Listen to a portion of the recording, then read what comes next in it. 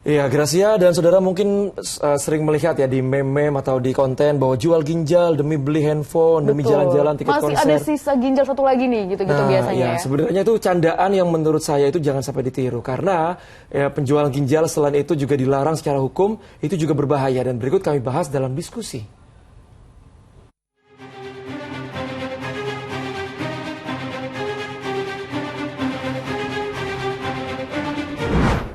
Baru-baru ini terungkap sindikat penjualan organ manusia, jual beli ginjal yang diduga dilakukan di sebuah rumah di Bekasi, Jawa Barat. Saya jadi ingat nih, banyak meme dan konten di media sosial, jual ginjal demi handphone mahal, demi hidup mewah-mewahan. Ya, terlepas ini hanya candaan, tapi ingat ya, ini tidak patut untuk ditiru. Karena jual beli organ manusia, selain melanggar hukum, itu juga berbahaya. Yuk, kita bahas dalam diskusi.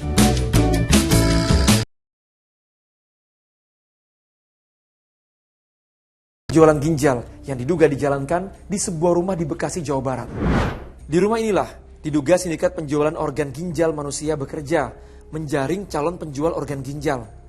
Pelaku berinisial AF diduga mengatur sejumlah calon penjual ginjal.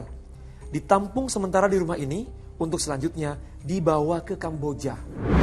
Sampai saat ini proses penanganan kasus dugaan penjualan organ tubuh jaringan internasional di Bekasi tersebut masih dalam penyelidikan penyidik Ditkrimum Polda Metro Jaya. Itu yang bisa kami sampaikan, masih dalam penyelidikan. Tentu masih ada yang harus ditangani, dikembangkan untuk belum bisa disampaikan. Artinya dalam rangka teknik ya, merupakan bagian daripada penyelidikan daripada penyidik Polda Metro Jaya. Tentu bila nanti sudah ada update akan kami sampaikan. Jual beli organ dan jaringan tubuh manusia dilarang keras di Indonesia. Ini ada pasalnya. Dalam Undang-Undang Nomor 53 Tahun 2021 tentang transplantasi organ dan jaringan tubuh disebutkan, transplantasi organ dan jaringan tubuh manusia dilakukan hanya untuk tujuan kemanusiaan, bukan dikomersialkan. Undang-Undang Kesehatan ini juga mengatur pelaku perdagangan organ tubuh manusia dikenakan pidana penjara maksimal 15 tahun. Ya, meski berbahaya dan dilarang, plus ada konsekuensi hukumnya, jual ginjal ini ternyata masih dipilih sejumlah orang sebagai jalan keluar dari masalah finansial. Masih ingat dengan ini? Seorang ibu di Tuban, Jawa Timur menawarkan ginjalnya untuk melunasi utang sang anak akibat pinjol yang mencapai ratusan juta rupiah.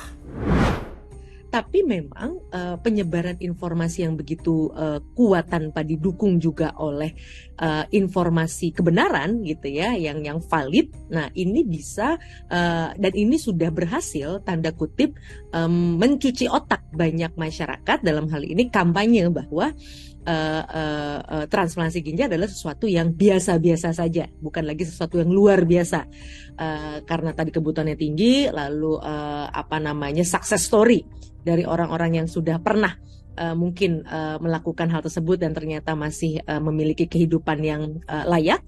Ini kemudian membuat banyak orang berpikir kenapa tidak untuk mendonorkan anggota tubuhnya dalam konteks donor. Tapi yang paling menarik di era sekarang ini, ketika muncul persoalan sosial, kemiskinan misalnya, pengangguran juga misalnya akibat pandemi yang menyerang seluruh dunia, maka kemudian di satu sisi ini membuat orang mencari alternatif untuk bisa memenuhi kebutuhan dasarnya. Ada juga nih meme dan juga konten seperti ini di media sosial. Jual ginjal demi hidup mewah-mewahan. Ya, sebagian mungkin menganggap ini adalah bercandaan. Tapi sekali lagi, ini tidak untuk ditiru. Tapi yang menarik di era yang disebut dengan the attention economy, ekonomi perhatian, semua orang lapar akan perhatian setiap hari, yang biasanya dipenuhi dengan kemampuan menunjukkan gaya hidup yang berbeda agar bisa diperhatikan gitu ya. Nah, ini yang menyebabkan kemudian orang akan menjadikan penjualan anggota tubuh sebagai salah satu alternatif, bukan sekedar untuk memenuhi kebutuhan dasar hidup karena kemiskinan, tapi kebutuhan untuk bisa memenuhi atau mendapatkan perhatian.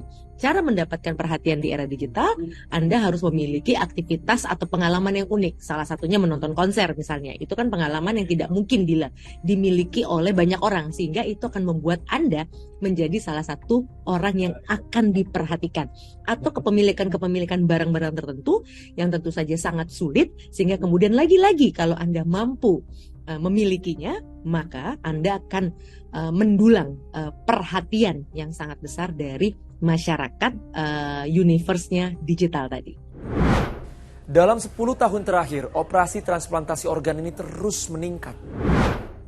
Sejak tahun 2008, terjadi tren peningkatan transplantasi organ, terutama secara ilegal. Penurunannya terjadi di tahun 2020, tetapi kembali naik di tahun 2021. Ini bisa jadi karena jika dilihat dari harga jual ginjal di pasar dunia, Indonesia jadi negara dengan penawaran harga ginjal yang cukup tinggi. Manusia diciptakan dengan 2 ginjal, tapi sebagai organ yang cukup vital, hidup dengan 1 ginjal bukan berarti tidak beresiko. Memang tidak bermasalah hidup dengan 1 ginjal, tapi pasca operasi, pendonor harus hati-hati. Pola hidup sehat harus dijaga. Sejumlah penyakit dan mengkonsumsi obat tanpa resep dokter bisa memperburuk kondisi ginjal. Sekali lagi, yang kita bahas dalam diskusi kali ini bukan untuk ditiru. Ini jadi pelajaran penting bahwa transplantasi organ itu diperbolehkan untuk alasan kemanusiaan, untuk menolong dan bukan untuk dikomersialkan. Ya, bukan hanya melanggar hukum, transplantasi ginjal juga sangat berbahaya karena nyawa adalah taruhannya. Yuk lanjut diskusi di kolom komentar.